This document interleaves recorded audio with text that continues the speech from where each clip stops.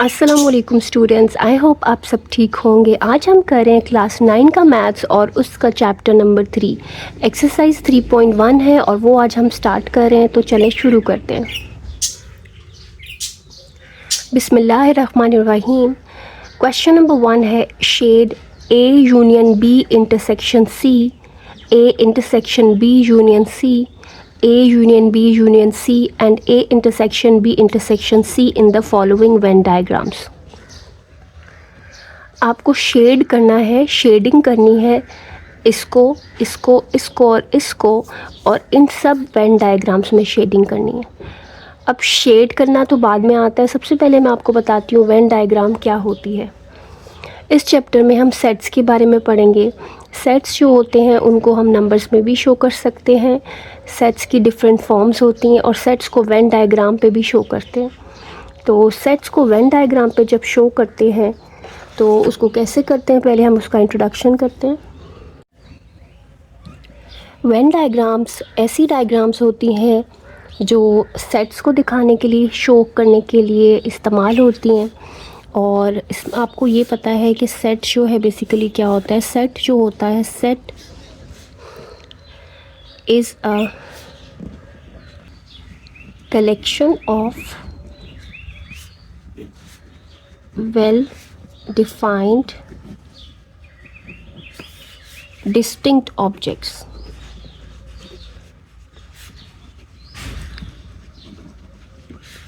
Set basically होता क्या है, सेट पहले भी आप पढ़ चुके हो। सेट एक कलेक्शन होती है कुछ चीज़ों की जो कि वेल डिफाइंड हो और डिस्टिंक्ट हो। कुछ भी हो सकता है सेट के अंदर, जैसे सेट ऑफ स्टार्स हो सकता है, सेट ऑफ प्लैनेट्स हो सकता है, set of students in a class हो सकता है। सबसे अच्छी एग्जांपल जो आपको इजीली समझ पे आ जाएगी वो एक मैं क्लास की देती हूँ। जैसे आपका स्कूल है, इट हैज़ डिफरेंट क्लासेस, उसके अंदर डिफरेंट क्लासेस है ना। जैसे कि क्लास 6 है, क्लास 7 है, क्लास 8 है, class 9 and then class 10। Class 6 के कुछ बच्चे हैं, क्लास 7 के कुछ बच्चे हैं, क्लास 8 के कुछ बच्चे हैं, क्लास 9 के कुछ बच्चे हैं और क्लास 10 के कुछ बच्चे हैं। अब क्लास 6 में जो बच्चे होंगे वो एक ही जैसे होंगे तकरीबन एज वाइज, यानी उनकी एज एक दूसरे से मिलती जुलती होगी, उनकी हाइट मिलती होगी, फिज़िक मिलती होगी, ठीक है। क्लास 7 के जो बच्चे होंगे वो 6 वालों से थोड़े से बड़े होंगे, एज में हाइट में भी थोड़े से बड़े होंगे, तो एक टाइप के होंगे, ठीक है। इसी तरह से क्लास 10 में जो बच्चे होंगे वो भी एक जैसे होंगे, सिमिलर होंगे, एज उनकी मिलती जुलती होगी, हाइट मिलती जुलती होगी, उनका IQ लेवल मिलता जुलता होगा। तो ये जो डिफरेंट क्लासेस बनाई है ना हमने, वो हमने वेल डिफाइन बनाएंगे, ठीक है। और उसके अंदर जो है वो ऑब्जेक्ट्स जो है वो बच्चे हैं, तो बच्चों को मिला के एक क्लास बन गई है। तो क्लास भी एक सेट की तरह ही होती है, तो सेट्स भी ऐसे ही होते हैं। अगर इस सारी क्लासेस को हम मिला लें तो एक बहुत बड़ा सेट बनता है, उसको हम कहते हैं यूनिवर्सल सेट। यानी पूरा जो स्कूल है ना, all the students in the school, वो क्या होगा, यूनिवर्सल सेट। तो यूनिवर्सल सेट एक ऐसा सेट होता है जो तमाम छोटे सेट्स को कंटेन करता है, यानी तमाम छोटे सेट्स मिलके एक बड़ा सेट बनाते हैं जिसको हम कहते हैं यूनिवर्सल सेट। तो स्कूल जो है वो एक यूनिवर्सल सेट होगा यहाँ पे, और यूनिवर्सल सेट को हम यू से शो करते हैं। और ये जो छोटे सेट्स होते हैं ना, सपोज़ अगर ये वाला सेट है, इसको मैं ए कह सकती हूँ, बी कह सकती हूँ, C, D and E. Sets are usually shown by capital letters. Sets को हम उनका जो नाम रखते हैं ना वो कैपिटल लेटर से रखते हैं। तो ये सेट की डेफिनेशन है और सेट्स इस तरह से बनते हैं और ऐसे हम उनको डिनोट करते हैं। तो इसके बारे में डिटेल में हम बाद में पढ़ेंगे। अभी हम चलते हैं वेन डायग्राम्स के ऊपर। वेन डायग्राम के अंदर क्या होता है, आपने सेट्स को शो करना होता है, यानी एक फिगर बना के आपने शो करना है। तो इसमें जो सबसे बड़ा सेट जो यूनिवर्सल सेट होता है उसको हम एक रेक्टेंगल से शो करते हैं। एक रेक्टेंगल आपने बनाई और ये है हमारा यूनिवर्सल सेट। इसके यहाँ लेफ़्ट टॉप कॉर्नर पे हम लिख देंगे यू, ठीक है। You stands for universal set. इसका हमने एक रेक्टेंगल बनाया है और उसका नाम रख दिया है यू। ये यूनिवर्सल सेट है। वेन डायग्राम के अंदर एक रेक्टेंगल होता है जिसको हम यूनिवर्सल सेट कहते हैं, ठीक है। तो ये हमारा यूनिवर्सल सेट है। अब तमाम छोटे सेट्स इसके अंदर ही आएंगे। जैसे अगर मैं सेट ए बनाऊँ यहाँ पे, तो ये सेट ए है। अब जो छोटे सेट्स हैं ना, उनकी शेप क्या हो गई, सर्कल। सर्कल में तमाम छोटे सेट्स को शो किया जाता है। यहाँ पे मैंने ए ले लिया है, यहाँ पे मैंने बी ले लिया है, सपोज़ ये मैंने सी ले लिया। ए बी सी 3 छोटे सेट्स हैं जो यूनिवर्सल सेट के अंदर आ रहे हैं। इनके नाम मैंने इधर बाहर लिख दिए, बाहर लिख लो या इधर अंदर लिख लो, किसी तरह भी लिख सकते हो, ठीक है। तो आपकी बुक में सेट्स का नाम सेट के अंदर लिखा गया है तो आप अंदर बेशक लिख लो। तो ये जो मैंने 3 सेट्स बनाए हैं अब किस तरह के हैं, अगर ए और सी को देखा जाए तो उनका कुछ हिस्सा एक दूसरे के ऊपर आ रहा है, ये वाला, ठीक है। इसको कहते हैं ओवरलैपिंग एरिया। ओवरलैपिंग ये होता है जो एक सेट दूसरे के ऊपर आ जाता है ना, इसका मतलब है वो ओवरलैपिंग सेट्स हैं, ठीक है। तो अगर ए और सी को यहाँ देखा जाए, A and C are overlapping, ठीक है। ए और सी ओवरलैपिंग है क्योंकि वो एक दूसरे के ऊपर आ रहे हैं थोड़ा सा। और अगर ए और बी को देखा जाए तो A and B are disjoint. Disjoint वो होते हैं जिनका कोई भी एरिया एक दूसरे के ऊपर नहीं आता, ए अलग है बी अलग है, एक दूसरे के ऊपर नहीं आ रहे, तो वो डिसजॉइंट है। इसी तरह से बी और सी भी डिसजॉइंट है। तो ये इस तरह से आप देखोगे कि ओवरलैपिंग सेट्स बन रहे हैं या डिसजॉइंट सेट्स बन रहे हैं। साथ साथ भी आपको मैं गाइड करूँगी। ये तो मैंने एक केस बनाया है, और भी डिफरेंट केसेस हैं। जैसे ऐसा भी हो सकता है, ये यूनिवर्सल सेट है, ए ये आपके पास और बी कहीं इसके अंदर आ रहा हो ऐसे, ठीक है। ऐसा भी हो सकता है कि बी अंदर आ रहा हो, यानी कि बी एक छोटा सेट होगा जो पूरा ए के अंदर आ रहा है, और सी हो सकता है यहाँ पे हो। तो देयर आर डिफरेंट केसेस, वो हम साथ साथ डिस्कस करेंगे।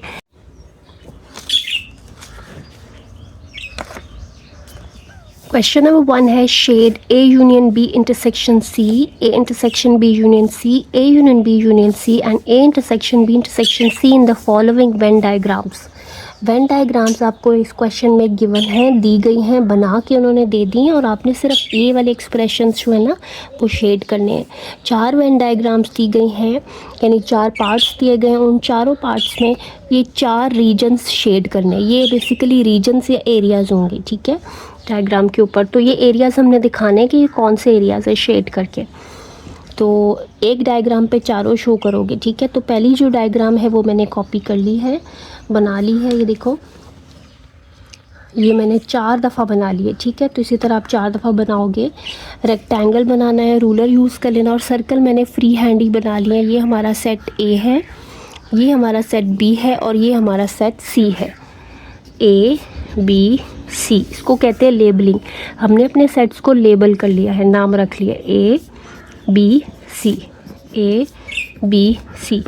इसके लिए मैं भी पेंसिल यूज़ कर रही हूँ, आप भी पेंसिल ही यूज़ कर लो तो अच्छा ही, ताकि अगर मिस्टेक हो गई ना शेडिंग में तो रब करके आप फ़ौरन से ठीक कर सकते हो। अक्सर बच्चे पेंसिल स्टार्ट कर लेते हैं, फिर वो बहुत मैसी हो जाता है अगर उनकी मिस्टेक हो जाए। तो it's better to use pencil, ताकि आप इरेज करके करेक्शन भी कर सको। तो जो पहली डायग्राम है उसमें ये एक्सप्रेशन शेड करना है, जो पहला है, ठीक है, ये वाला। दूसरी में ये, तीसरी में ये, चौथी में ये। पहला पार्ट है, ठीक है, उसमें ये चारों एक्सप्रेशन शेड करने हैं। कैसे करने हैं, अब एक्सप्रेशन के ऊपर आओ। एक्सप्रेशन है A union B intersection C, और बी इंटरसेक्शन सी है ब्रैकेट में। तो पहले ब्रैकेट वाला एक्सप्रेशन देखना वो क्या है। ब्रैकेट वाले एक्सप्रेशन को अगर हम देखें, वो है बी इंटरसेक्शन सी। ये इंटरसेक्शन का सिंबल होता है, उल्टा यू, यानी बी और सी का इंटरसेक्शन। इंटरसेक्शन जब हमने डायग्राम पे दिखाना हो तो वो दिखाता है उसका ओवरलैपिंग एरिया, यानी बी और सी कहाँ पे ओवरलैप कर रहे हैं, यानी एक दूसरे के ऊपर आ रहे हैं। तो बी और सी को अगर देखा जाए तो उनका ये वाला जो पार्ट है ना, ये ओवरलैपिंग है, ठीक है। ये वाली लूप, ये एक लूप बन रही है, ये देखो। तो ये बी इंटरसेक्शन सी है। इस बी इंटरसेक्शन सी को आपने यूनियन करना है ए के साथ, और यूनियन का मतलब होता है मिल जाना, ठीक है। यानी ये वाला एरिया ए के साथ मिल जाएगा जब, तो देखो ये एरिया और पूरा ए के साथ यूनियन करने का मतलब होता है ए के साथ मिल जाएगा। तो ये देखो, ये से मैंने लाइंस में कर दिया, ठीक है। शेड आप कर सकते हो, कलर कर सकते हो, कुछ भी कर सकते हो। तो ये हमारा फाइनल आंसर आ गया। बी इंटरसेक्शन सी को हमने ए के साथ यूनियन कर लिया, यानी मिला लिया, तो ये हमने शेड कर दिया। तो आप ये बता दोगे कि this is equal to shaded area, ठीक है। अब है ए इंटरसेक्शन बी यूनियन सी।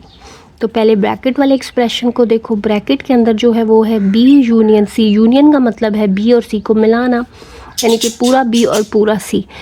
इस पूरे एरिया को हमने A के साथ क्या करना है, इंटरसेक्शन। इंटरसेक्शन का मतलब होता है ओवरलैपिंग, यानी ये जो पूरा C और B है ना, इसमें से इसका कौन सा एरिया है जो A के ऊपर आ रहा है, ओवरलैप कर रहा है, तो वो नज़र आ रहा है वो ये वाला एरिया, यानी कि ये वाली लूप।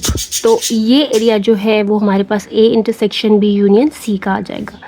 ठीक है, तो बस इतना शेड कर दो, लिखना ज़रूरी नहीं है कि is equal to shaded area, बस ये हमने शेड कर दिया।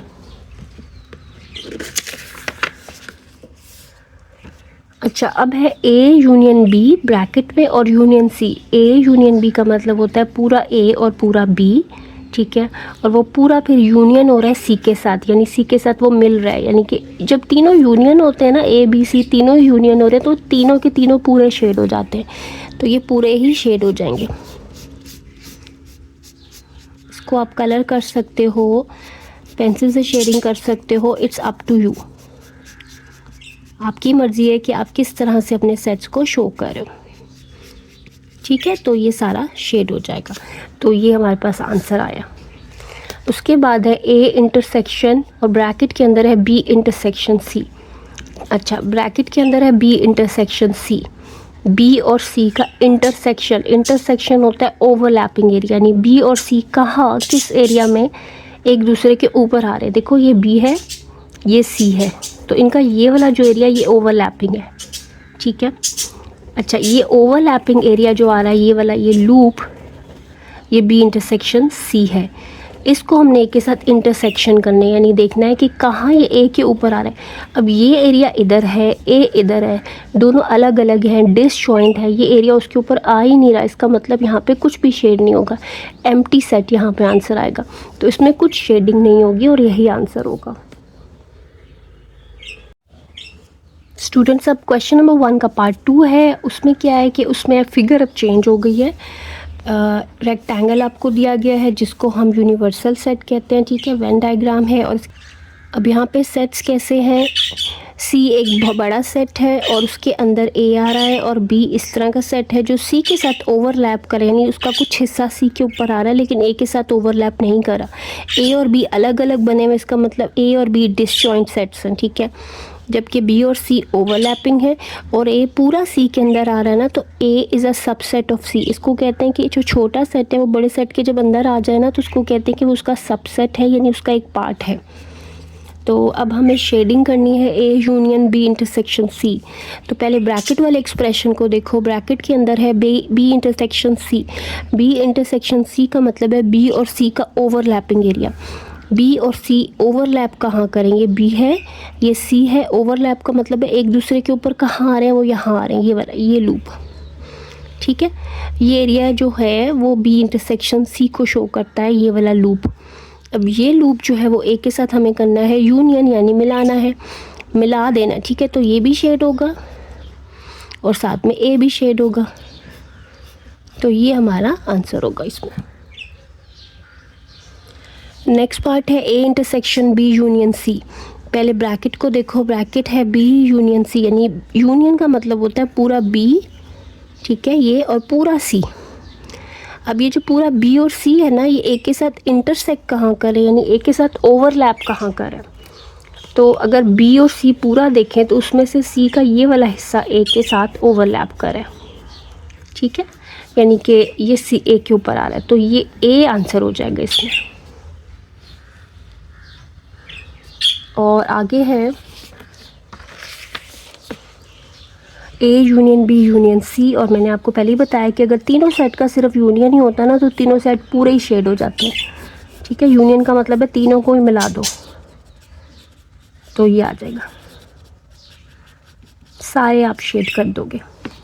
उसके बाद है A intersection B intersection C। Bracket के अंदर है B इंटरसेक्शन C, सॉरी, एक यहाँ मैंने यूनिवर्सल सेट को लेबल नहीं किया, आप ज़रूर कर लेना, ठीक है। अच्छा, अब है B इंटरसेक्शन C। B ये है, C ये है, इनका इंटरसेक्शन यानी इनका ओवरलैपिंग एरिया देखो, पहले ये है ओवरलैपिंग एरिया, अब ये ओवरलैपिंग एरिया ए के साथ हमने इंटरसेक्शन इसका करना है, यानी देखना है कि ये वाला एरिया जो है ए के साथ कहाँ ओवरलैप कर है, ए के ऊपर कहाँ आ रहा है। ए के ऊपर तो ये आ ही नहीं रहा, ये अलग है, ए अलग है, तो कुछ भी शेड नहीं होगा यहाँ पे, ठीक है। सो यही आंसर आ जाएगा। स्टूडेंट, अब हमारे पास क्वेश्चन नंबर 1 का पार्ट 3 है और इसके अंदर कुछ इस तरह के सेट दिए गए हैं। तीनों सेट्स ओवरलैपिंग है, तीनों ही एक दूसरे के ऊपर आ रहे हैं, ठीक है। तो पहली डायग्राम में हमें शेड करना है A union B intersection C, यानी बी इंटरसेक्शन सी। पहले देखो ये बी है, ये सी है, ये कहाँ इंटरसेक्ट करें, यानी एक दूसरे के ऊपर कहाँ आ रहे हैं, इस लूप में आ रहे हैं, ये वाला लूप, ठीक है। ये बी इंटरसेक्शन सी है, ये जो लूप मैंने आपको बताया। ये लूप ए के साथ यूनियन कर दो, यानी ये लूप और ए, यूनियन का मतलब क्या, मिला दो। ये लूप ये हो गया और ए को भी शेड कर दो ऐसे। तो ये आपके पास आ जाएगा A union B intersection C. Next figure में है A intersection B union C. पहले ब्रैकेट को देखो, बी यूनियन सी, बी और सी को यूनियन करना है। यूनियन का मतलब होता है मिलाना पूरे को। यूनियन में यूनियन का मतलब है सारा ही ले लो, ठीक है, यानी पूरा बी और पूरा सी, पूरा बी और पूरा सी ए के साथ इंटरसेक्ट करना है। इंटरसेक्ट करने का मतलब होता है देखना है कि पूरा बी और सी कहाँ पे ए के ऊपर आ रहा है।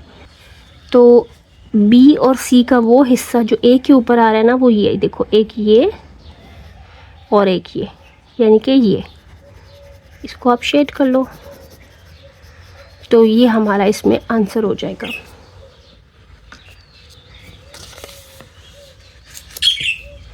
अब देखो, अब है पार्ट 3 के अंदर A union B union C, यानी तीनों सेट्स क्या हो रहे हैं, यूनियन। तो बस सारे ही तीनों ही शेड हो जाएंगे कम्प्लीटली। यूनियन में सारे मिलाते हैं, यानी सारा शेड करते हैं, ठीक है। So this is the answer.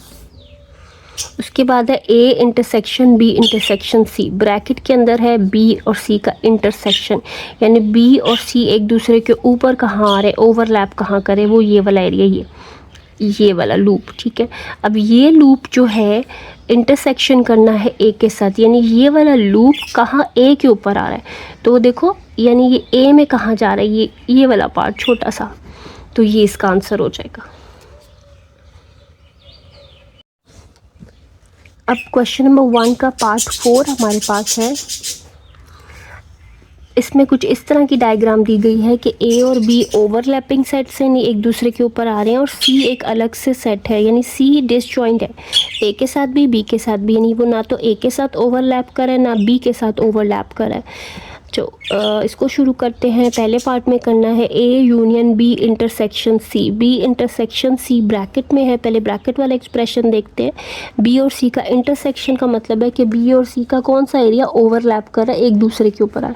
अब बी इधर है, सी इधर है, ये तो ओवरलैप ही नहीं करा, ठीक है। इसको यूनियन करना है आपने ए के साथ, यानी कुछ भी नहीं आ रहा, बी इंटरसेक्शन सी 5 है, उसको जब ए के साथ मिलाओगे ना तो बस ए ही आंसर आ जाएगा। यूनियन करना है तो फिर मिला देना है, तो ए हमारा आंसर हो जाएगा ऐसे।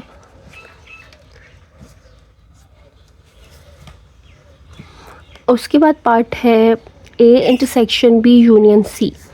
ब्रैकेट में देखो बी यूनियन सी, बी और सी को मिलाओ, यानी पूरा बी और पूरा सी, और उसको ए के साथ इंटरसेक्शन करना है, यानी कि पूरा बी और सी का वो कौन सा एरिया है जो ए के ऊपर आ रहा है। ये बी है, ये सी है, सी का तो कोई एरिया इस पर नहीं आ रहा, लेकिन बी का तो एरिया आ रहा है ना। बी जो है वो इस लूप में ए के ऊपर आ रहा है, तो इस पार्ट में हमारा ये आंसर हो जाएगा, ये वाला लूप।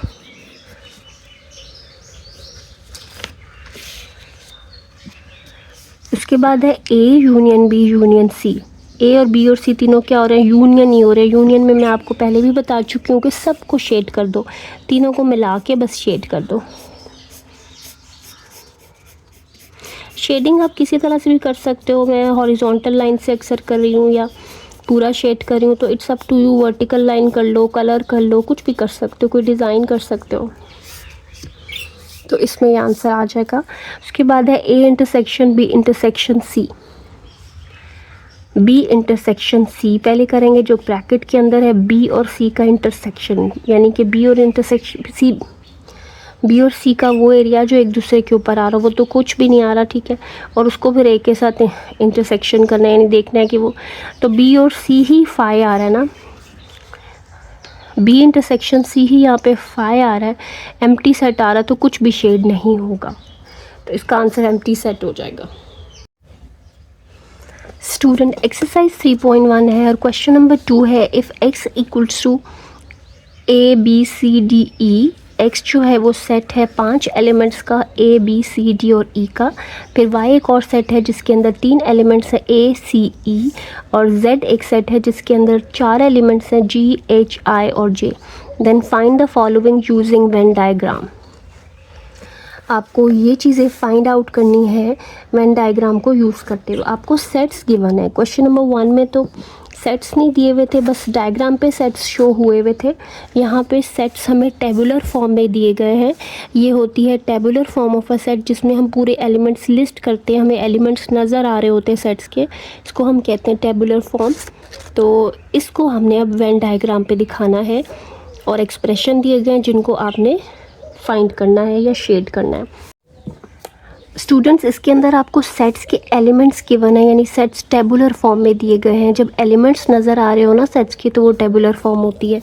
तो इसके लिए जब आपने वेन डायग्राम बनानी हो तो सबसे पहले अपने सेट्स जितने भी दिए गए हैं ना, उनके आपस के इंटरसेक्शंस फाइंड कर लेना। जैसे x, y और z 3 है ना सेट्स आपके पास, तो आप x इंटरसेक्शन y देख लो, y इंटरसेक्शन z देख लो, और x और z का इंटरसेक्शन फिर देख लो कि क्या उनका कोई इंटरसेक्शन है। तो देखते हैं, x और y में इंटरसेक्शन का मतलब होता है उनके common elements. x intersection y अगर देखें तो ए सी ई इसमें भी आ रहे हैं, इसमें भी आ रहे हैं, यानी ये पूरा ए सी ई जो है वो आ रहा है जो कि y के ही इक्वल है। इसका मतलब है ना कि पूरा y x के अंदर आ रहा है, तो y is a subset of x, इसको लिखेंगे ऐसे, y is a subset of x, ठीक है। ये सबसेट का सिंबल होता है, सबसेट होने का मतलब है कि y x के अंदर आ रहा है, ठीक है। तो हम पहले x बनाएंगे, उसके अंदर y बना देंगे। अच्छा, फिर y इंटरसेक्शन z देखो, y और z का कोई इंटरसेक्शन या है कोई common element, a c e इसमें आ रहे हैं, इसमें g h i j कोई कॉमन नहीं है ना, तो फाई यानी एम्प्टी सेट। इसका मतलब है y और z अलग अलग बनेंगे, उनका कोई इंटरसेक्शन या ओवरलैपिंग एरिया नहीं आ रहा।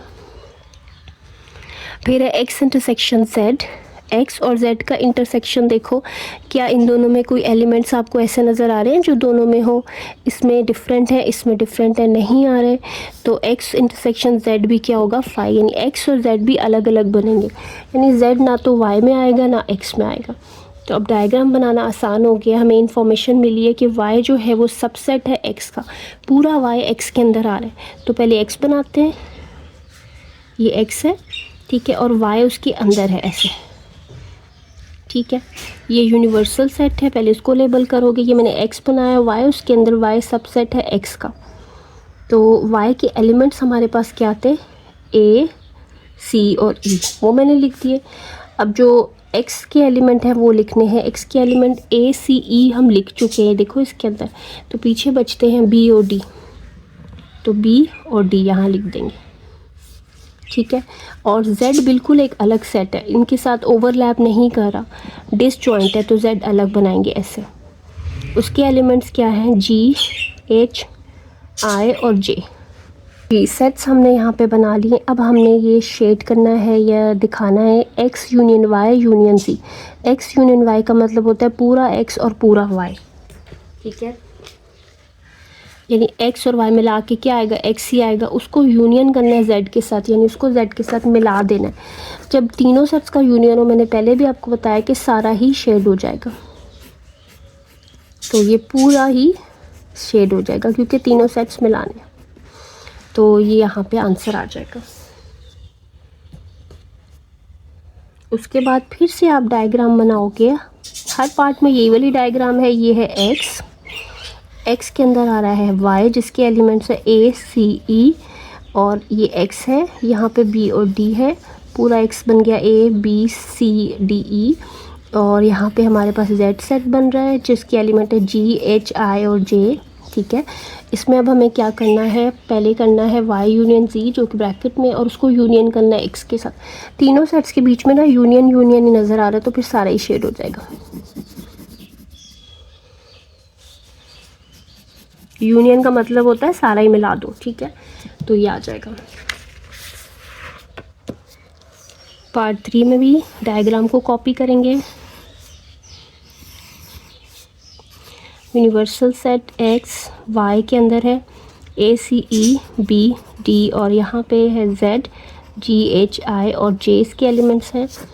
अब यहाँ पे है x इंटरसेक्शन y, x और y का इंटरसेक्शन जो कि आता है ये वाला, यानी x और y एक दूसरे के ऊपर कहाँ आ रहे हैं, ये y होगा इसका इंटरसेक्शन। ये वाला जो सेट आ रहा है ना, ये x इंटरसेक्शन y आ रहा है, ठीक है। इसको हमने z के साथ इंटरसेक्ट करना है, यानी ओवरलैपिंग एरिया देखना है, यानी ये कहाँ z के ऊपर आ रहा है, ये तो z के ऊपर आ ही नहीं रहा है, z इधर है, ये इधर है, तो there is no area in common, कोई एरिया कॉमन नहीं आ रहा, तो कुछ भी शेड नहीं होगा यहाँ पे। अच्छा, नेक्स्ट डायग्राम में भी इसी तरह से सेट्स को कॉपी करोगे, b d और z आपके पास है g h i और j।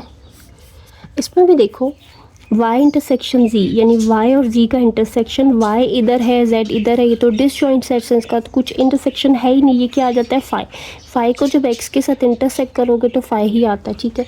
फाई का या एम्प्टी सेट का इंटरसेक्शन किसी भी सेट के साथ एम्प्टी ही आता है, तो उसमें भी कुछ शेडिंग नहीं होगी। उसके बाद पार्ट 5 है, ये x है, ये y है, a c e b d और z है g h i j। Universal set x union y, x union y, यानी इन सारों को मिला देना है x और y को, तो वो x ही आ जाएगा ना, पूरा x और पूरा y। उसको फिर हमने इंटरसेक्शन करना है z के साथ, यानी देखना है कि ये पूरा x y जो है वो z के साथ ओवरलैप कहाँ कर रहा है, उसके ऊपर कहाँ आ रहा है, कहीं भी नहीं आ रहा, ये अलग है ये अलग है, तो फिर ये भी फाई हो जाएगा, यानी कि कुछ भी शेड नहीं होगा। पार्ट 5 हमारे पास है, पार्ट 6 हमारे पास है x intersection y union z। x और y का इंटरसेक्शन, ये x है ये y है, इनका इंटरसेक्शन वो एरिया होगा जहाँ ये एक दूसरे के ऊपर आ रहे हैं, वो ये वाला एरिया, ठीक है, पूरा y। ये इनका इंटरसेक्शन ये है, यानी ये एरिया दोनों में कॉमन है, तो इस एरिया को हमें यूनियन करना है z के साथ, यानी इसको z के साथ मिलाना है। यूनियन का मतलब होता है मिला दो, यानी ये वाला एरिया और पूरा z शेड हो जाएगा, तो ये हमारा आंसर आएगा इसमें।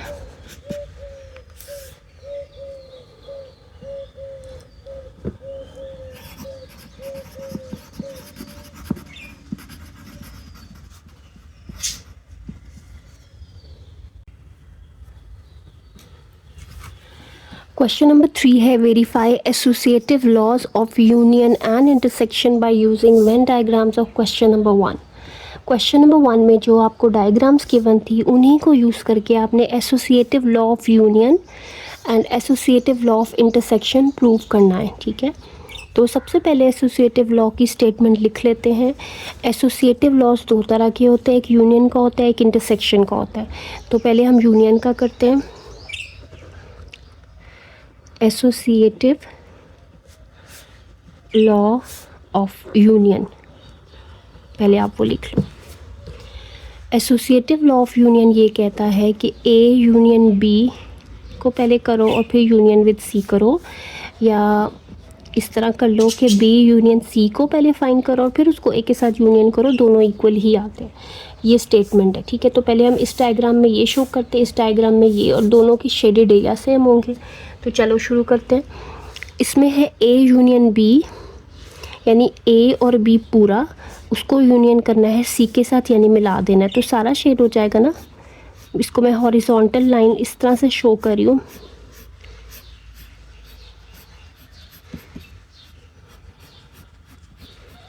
ठीक है। तो इसका आंसर ये आ गया है। जबकि इस साइड पे क्या है कि पहले बी यूनियन सी करना है, यानी बी और सी सारा सारा शेड करना है और उसको फिर मिलाना है, यूनियन करना है एक के साथ। तीनों सेट्स के बीच में जब यूनियन होना तो फिर सारा ही शेड होता है, तो इस केस में भी सारा ही होगा। तो इसको मैं हॉरिजॉन्टल लाइन से शो नहीं करी बल्कि वर्टिकल लाइन से शो कर रही हूँ, थोड़ा सा डिफ्रेंशिएट करने के लिए। तो इसको मैं वर्टिकल लाइन से शो कर रही हूँ। आपकी मर्ज़ी है, आप कोई कलर यूज़ कर लो, कुछ भी कर सकते हो, डिज़ाइन कर सकते हो। तो आप कर सकते हो कि यहाँ पे सपोज़ रेड शेड कर लो, यहाँ पे ब्लू, और एंड पे बता दो कि red shaded area is equal to blue shaded area, hence proved. तो मैं यहाँ पे क्या लिखूँगी, फ्रॉम फिगर्स,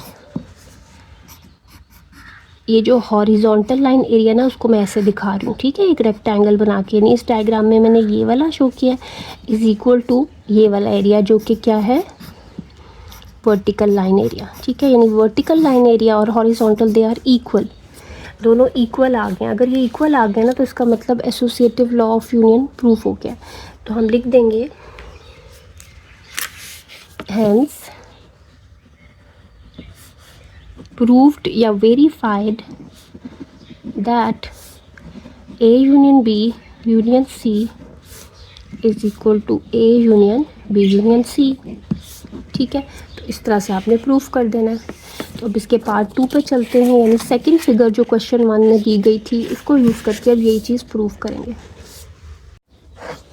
स्टूडेंट्स, अब है associative law of intersection. Diagram बिल्कुल वही है लेकिन लॉ आ गया इंटरसेक्शन का। जहाँ पे यूनियन था ना, अब वहाँ पे इंटरसेक्शंस आ गए हैं, ठीक है। तो एसोसिएटिव लॉ ऑफ इंटरसेक्शन की ये स्टेटमेंट होती है। इसकी लेफ्ट हैंड साइड को अगर देखा जाए तो ब्रैकेट के अंदर पहले ए इंटरसेक्शन बी है और फिर वो इंटरसेक्ट हो रहा है सी के साथ। तो पहले ए इंटरसेक्शन बी को देखना होगा। ए और बी का इंटरसेक्शन वो एरिया होगा जहाँ ए बी एक दूसरे के ऊपर आ रहे हो, लेकिन ए अलग है बी अलग है, यानी कि डिसजॉइंट सेट्स है एक दूसरे के ऊपर, तो वो आ ही नहीं रहे, एम्प्टी। तो वो जो एम्प्टी सेट होगा उसको हम सी के साथ अगर इंटरसेक्ट भी कर लें तो एम्प्टी सेट ही आएगा। तो none of the area would be shaded, यानी कोई एरिया शेड नहीं होगा, एम्प्टी सेट आंसर है। सिमिलरली यहाँ पे भी यही है, बी इंटरसेक्शन सी, बी और सी का इंटरसेक्शन ये लूप आता है, यानी बी और सी एक दूसरे के ऊपर इस लूप में आ रहे हैं। इस लूप को आपने इंटरसेक्शन करना है ए के साथ, यानी ये लूप कहाँ ए के ऊपर आ रहा है, ये लूप इधर है, ए अलग है, दोनों डिसजॉइंट हैं, यानी कि कुछ इंटरसेक्शन नहीं हो रहा, तो इसमें कुछ भी एरिया शेड नहीं होगा। तो आप लिख दोगे हैंस प्रूव्ड, यानी कि दोनों में कुछ भी शेड नहीं हुआ, दोनों डायग्राम्स की शेडेड एरिया एम्प्टी सेट ही है।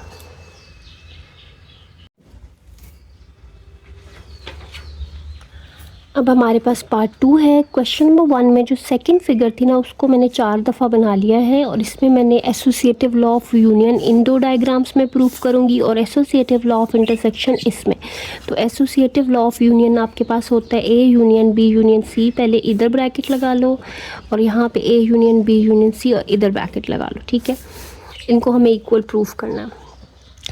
अच्छा, अब हमारे पास यहाँ पे क्या है, ब्रैकेट के अंदर है ए यूनियन बी। ए और बी को यूनियन करने का मतलब है कि इस पूरे को मिला लो, यानी पूरा ए और पूरा बी, यानी कि पूरा ए और बी शेड हो एक तरह से हो जाएगा और उसको फिर हमें यूनियन करना है सी के साथ, यानी उसको सी के साथ मिला लेना। तीनों सेट्स का यूनियन है तो क्या होगा, आपको मैंने पहले भी बताया कि यूनियन में सारे मिला के शेड कर देते हैं, तो ये आंसर आ जाएगा। इसी तरह यहाँ देखो ए बी सी तीनों के बीच में यूनियन ही है ना, तो तीनों को ही शेड कर देना। तो मैं इसको हॉरिजॉन्टल लाइन से वर्टिकल लाइन से शो कर रही हूँ। इसको मैंने हॉरिजॉन्टल से शो की, इसको वर्टिकल से। तो आप लिख दोगे फ्रॉम फिगर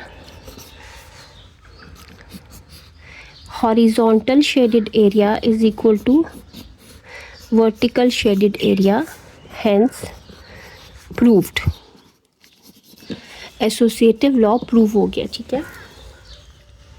इसी तरह से दूसरी फिगर में आओ। दूसरी फिगर में हमें इंटरसेक्शन का लॉ प्रूफ करना है, यानी हमें यहाँ दिखाना है A intersection B intersection C और यहाँ दिखाना है A intersection B intersection C. यहाँ पे ब्रैकेट यहाँ पे और यहाँ पे ये यहाँ पे पहले ए इंटरसेक्शन बी। ए और बी का इंटरसेक्शन वो होगा जहाँ पे ए बी एक दूसरे के ऊपर आ रहे हो, ए अलग बन रहा है बी अलग, ये तो डिसजॉइंट सेट्स है, ओवरलैपिंग नहीं है, इनका इंटरसेक्शन फाई होगा।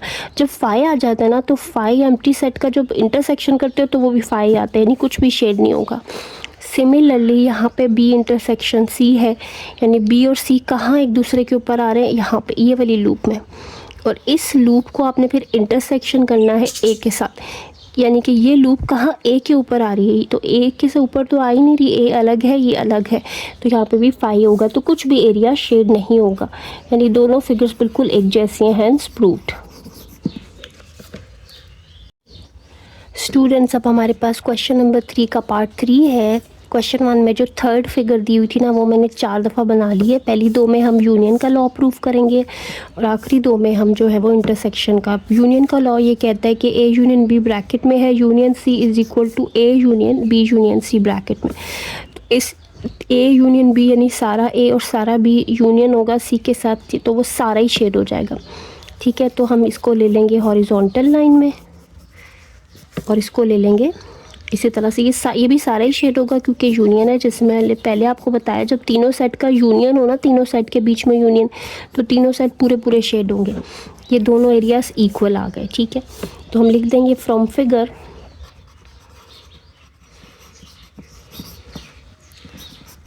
ये हॉरिजॉन्टल लाइन एरिया, यानी कि ये वाला हॉरिजॉन्टल एरिया और ये वाला vertical area, vertical lined area equal है, हैंस प्रूव्ड। मैंने थोड़ी जगह कम छोड़ दी, आप थोड़ी सी स्पेस दे लेना यहाँ पे। उसके बाद है intersection, associative law of intersection. वो ये कहता है कि A intersection B within bracket intersection with C equals to होता है A intersection B intersection C, कि यहाँ पे ब्रैकेट है तो पहले इसको देखो, ब्रैकेट के अंदर है ए इंटरसेक्शन बी, ए और बी का इंटरसेक्शन, यानी ए और बी कहाँ एक दूसरे के ऊपर आ रहे हैं, वो यहाँ पे इस लूप में आ रहे हैं। ये लूप हमने इंटरसेक्शन करनी है सी के साथ, ये सी है, ये लूप है, यानी सी और ये लूप एक दूसरे के ऊपर कहाँ आ रहे हैं, इस छोटे से एरिया में, ये देखो। ठीक है, तो इसका आंसर ये है। ठीक है, उसके बाद देखो बी इंटरसेक्शन सी है ना, पहले ब्रैकेट में बी और सी का इंटरसेक्शन ये है, बी और सी एक दूसरे के ऊपर इस लूप में आ रहे हैं। अब इस लूप को हमने इंटरसेक्शन करना है ए के साथ, यानी ये वाला जो लूप है ना ए के ऊपर कहाँ आ रहा है, इसी एरिया में, ये। तो दोनों की शेडेड एरिया सेम है, सो हम लिख देंगे from figure shaded areas are same, hence proved. तो ये भी प्रूव हो गया। अब हमारे पास क्वेश्चन नंबर 3 का पार्ट 4 है और पहले हमने associative law of union prove करना है, जो कि है A union B union C equals to A union B union C. इधर ब्रैकेट है, A union B union C, तीनों के बीच में यूनियन ही है ना, तो बस आपने आराम से इन तीनों को शेड कर देना है। ठीक है, अगर तीनों यूनियन हो रहे हो तो तीनों पूरे शेड हो जाते हैं। यहाँ पे भी तीनों सेट्स के बीच में यूनियन है, ब्रैकेट जहाँ मर्जी हो, तीनों यूनियन ही हो रहे हैं ना, तो यहाँ पे भी शेड कर दो, लेकिन यहाँ पे वर्टिकल लाइंस ले लेना, थोड़ा सा डिफ्रेंशिएट करने के लिए, थोड़ा सा डिफरेंट दिखाने के लिए। ये सो फ्रॉम फिगर दोनों एरियाज बिल्कुल एक जैसे आए ना, सो फ्रॉम फिगर ये जो vertical line, sorry horizontal line ये वाली और ये वाली वर्टिकल लाइन एरिया जो है दोनों का सेम आया है, so hence the laws are proved.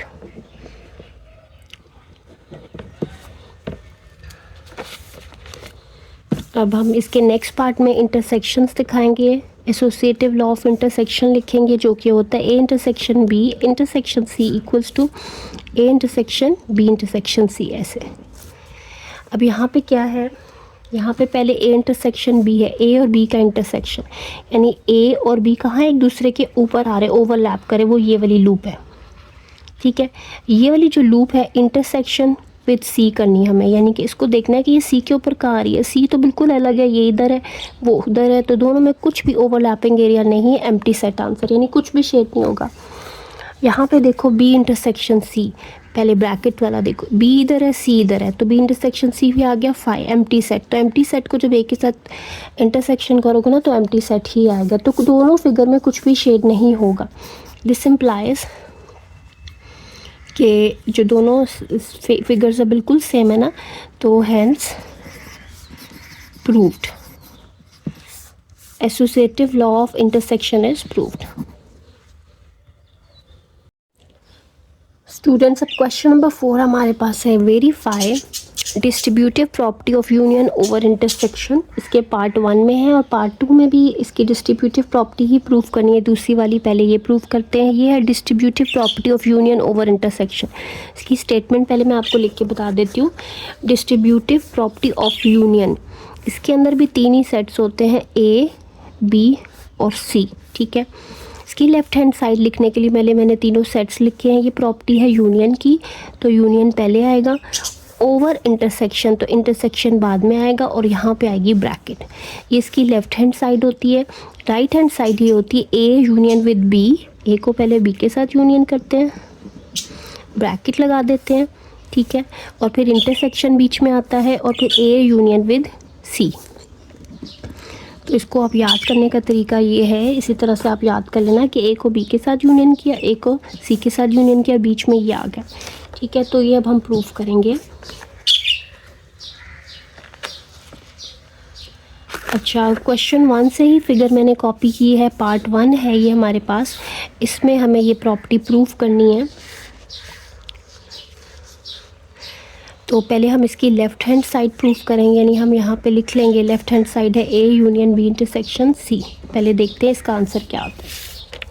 तो आपने शेडिंग करनी है यहाँ पे, पहले ब्रैकेट को देखो, बी इंटरसेक्शन सी, बी ये है और सी ये, इन दोनों का इंटरसेक्शन ये वाला लूप आ रहा है, ओवरलैपिंग एरिया। बी और सी का इंटरसेक्शन ये लूप आ रहा है, इस लूप को हमें ए के साथ करना है यूनियन, यानी इस लूप को और ए को मिलाना है। तो ये देखो, ये वाली लूप और ए, तो इसमें ये शेडिंग होगी, ठीक है। अच्छा, और दूसरी तरफ आए अगर हम, तो ए यूनियन बी, यानी ए और बी पूरा, और ए यूनियन सी, ए और सी पूरा। ए यहाँ भी आ रहा है, यहाँ भी आ रहा है ना, इसका मतलब ए ही कॉमन होगा, इंटरसेक्शन में ए ही आएगा, ठीक है। एक तो ए आ जाएगा और ये वाला एरिया, एक आप ए शेड कर लोगे क्योंकि ए कॉमन आ रहा है, ठीक है, और ये वाला loop.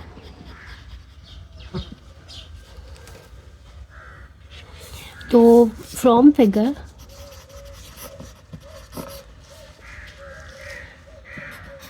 horizontal line area is equal to vertical line area, hence proved।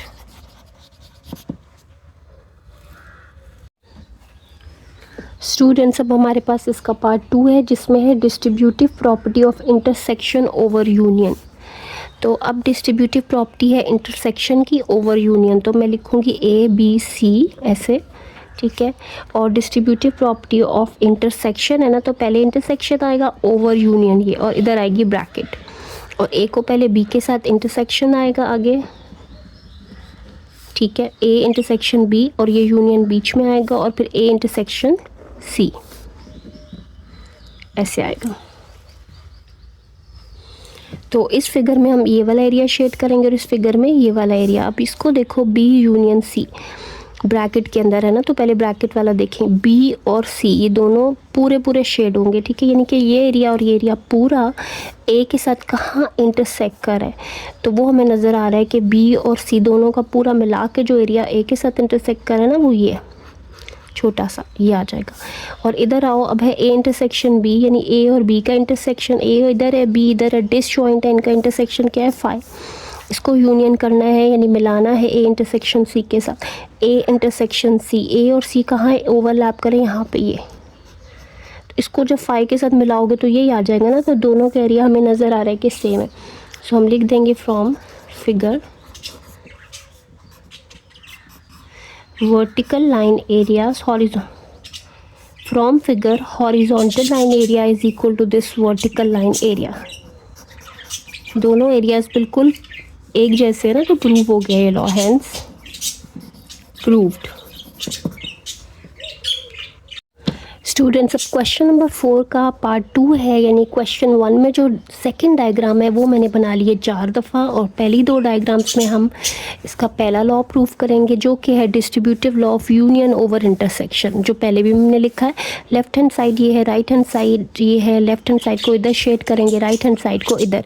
तो लेफ्ट हैंड साइड को देखो, ये है A union B intersection C, B और सी पहले ब्रैकेट में है ना, तो पहले इसको देखो, बी और सी का इंटरसेक्शन, यानी बी और सी कहाँ कहाँ ओवरलैप करे, कहाँ एक दूसरे के ऊपर आ रहे हैं, तो वो तो कहीं भी नहीं आ रहे। इसका मतलब बी इंटरसेक्शन सी हो जाएगा फाई। तो इस फाई को यूनियन करना है विद ए, यानी यूनियन का मतलब होता है मिलाना है ए के साथ, तो फिर ए ही आ जाएगा ना उसमें। तो इसका ये आंसर आएगा। इस तरफ आओ, ए यूनियन बी, यानी ए और बी पूरा, ठीक है, यानी पूरा ए और पूरा बी, और इस ब्रैकेट में है ए यूनियन सी, यानी पूरा ए और पूरा सी। तो इनको हमने करना है इंटरसेक्शन। तो नज़र भी आ रहा है कि ए दोनों में आ रहा है ना, तो ए ही कॉमन होगा, इंटरसेक्शन होगा। तो इसको आप वर्टिकल लाइन से शो कर दो और साथ ही बता दोगे from figures this horizontal line area is equal to this vertical line area, यानी कि left hand side right hand side दोनों इक्वल आ गए ना, हैंस प्रूव्ड। तो ये लॉ प्रूव हो गया। अच्छा, इसी तरह से अब है distributive law of intersection over union. उसकी लेफ्ट हैंड साइड ये है, राइट हैंड साइड ये है। लेफ्ट हैंड साइड पे देखो ब्रैकेट के अंदर पहले बी यूनियन सी है, यानी पूरा बी और पूरा सी हम लेंगे, उसको इंटरसेक्ट करेंगे या देखेंगे कि पूरा बी और सी जो है ना वो कहाँ ए के साथ ओवरलैप कर रहा है। बी और सी का वो कौन सा एरिया है जो ए के ऊपर आ रहा है, तो वो यही वाला एरिया, यानी कि ए ही आ रहा है यहाँ पे, ठीक है। और यहाँ अगर देखें तो ये है ए इंटरसेक्शन बी, ए और बी का इंटरसेक्शन वो है फाई, ए इधर है बी इधर है, डिसजॉइंट सेट्स हैं, कोई भी ओवरलैपिंग एरिया नहीं, इसलिए फाई है। ए इंटरसेक्शन सी, और ए और सी का इंटरसेक्शन अगर देखें तो वो ए ही आएगा, ठीक है। ए और सी में कॉमन एरिया यही है, तो इसको इस एरिया को जब फाई के साथ आप यूनियन करोगे तो फिर आपके पास ए ही आएगा, ये आ जाएगा। तो फ्रॉम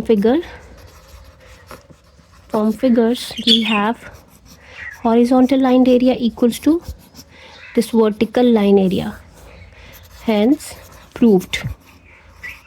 दोनों एरिया सेम आ गए तो प्रूव हो गया। स्टूडेंट अब 4 का ना पार्ट सी हमारे पास, थर्ड वाली जो डायग्राम क्वेश्चन 1 में दी गई थी मैंने वो कॉपी की है, और इसका पार्ट 1 हम करते हैं जिसमें distributive law of union over intersection है। इसको प्रूव करना है। लेफ्ट हैंड साइड को देखो, पहले ब्रैकेट के अंदर वाला फाइंड करना है बी इंटरसेक्शन सी, बी और सी का इंटरसेक्शन, यानी बी और सी का वो एरिया जो कॉमन है, ओवरलैप कर रहा है, एक दूसरे के ऊपर आ रहा है, वो ये वाला लूप है, ठीक है। इस एरिया को हमें ए के साथ यूनियन करना है, यानी मिलाना है, यानी ये वाला एरिया, ये लूप और ए जब मिलेगा तो आपके पास ये शेड हो जाएगा पूरा ए,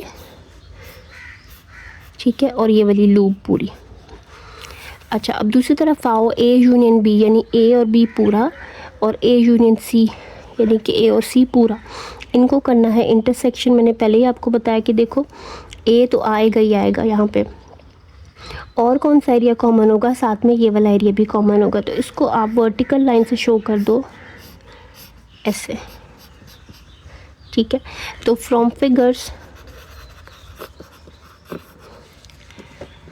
horizontal line area is equal to vertical line area, hence proved. दोनों प्रूव हो गए, ठीक है। स्टूडेंट इसी का पार्ट 2 है जो कि distributive law of intersection over union है, ठीक है। लेफ्ट हैंड साइड को देखो, ब्रैकेट के अंदर बी यूनियन सी, यानी बी और सी सारा मिला के ए के साथ करना है इंटरसेक्शन, यानी पूरा बी और सी का वो कौन सा एरिया जो ए के ऊपर आ रहा है, तो वो हमें नज़र आ रहा है, और ये वाला एरिया हो जाएगा, ठीक है। यानी बी और सी का वो एरिया जो ए के ऊपर आ रहा है ना, तो वो ये वाला एरिया आ रहा है, ये शेड हो जाएगा। इधर आओ, इधर है ए इंटरसेक्शन बी, यानी ए और बी का इंटरसेक्शन वो ये होगा, ये वाला लूप ऐसे, और ए इंटरसेक्शन सी क्या होगा, ए और सी का इंटरसेक्शन ये वाला loop.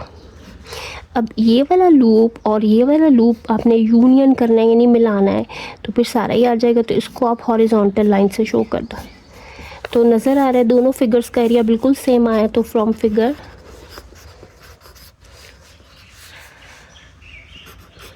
Horizontal line area equals to vertical line area, hence proved, ठीक है। सिंपल आप इस तरह कर दोगे तो ये सॉल्व हो जाएगा।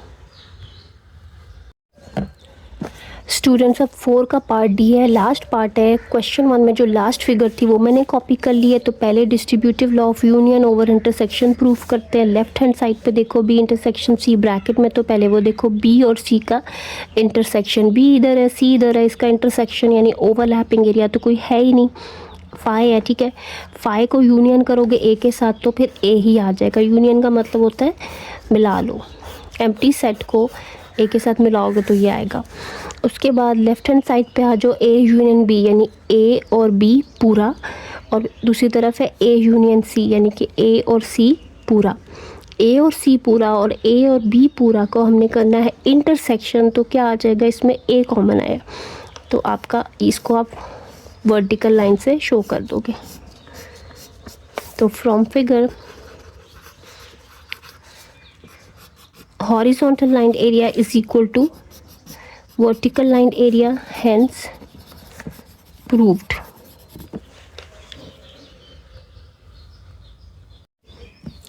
स्टूडेंट अब इसका लास्ट पार्ट है, distributive law of intersection over union है। पहले लेफ्ट हैंड साइड पे आ जाओ, इसमें ब्रैकेट में है बी यूनियन सी यानी बी और सी सारा एरिया, ये बी है ये सी, इस पूरे एरिया को हमें ए के साथ इंटरसेक्शन करना है।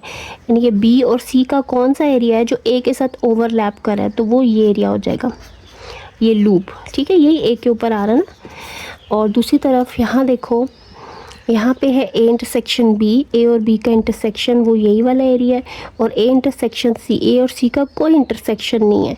फाई यानी कि ये तो फाई आ गया ना, फाई को जब ए इंटरसेक्शन बी के साथ यूनियन करेंगे ना तो ए इंटरसेक्शन बी ही आएगा, यानी यही वाला एरिया। तो इसको शेड कर लो, दोनों को शेड कर लो। तो हम यहाँ लिख देंगे from figures shaded area is equal to this shaded area, ठीक है। ये वाला शेडेड एरिया, ये वाला शेडेड एरिया दोनों इक्वल है, हेंस प्रूव्ड। तो इस वीडियो में हम यहीं तक करेंगे और नेक्स्ट वीडियो में मैं इस एक्सरसाइज का नेक्स्ट पार्ट इंशाल्लाह कंप्लीट करूँगी और एक्सरसाइज फिनिश कर लेंगे। तो आज की वीडियो में यहीं तक। अगर आपको समझ में आई है तो kindly don't forget to subscribe, like and share the videos. अल्लाह हाफिज़।